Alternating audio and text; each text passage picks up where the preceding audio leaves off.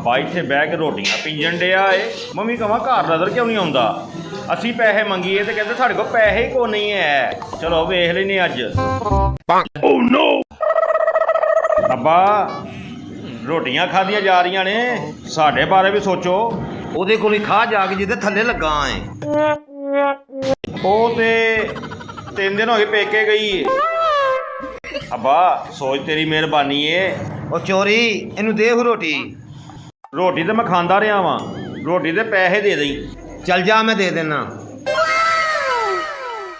ਲਿਆਓ ਜੀ ਪੈਸੇ। ਕਿੰਨੇ ਪੈਸੇ?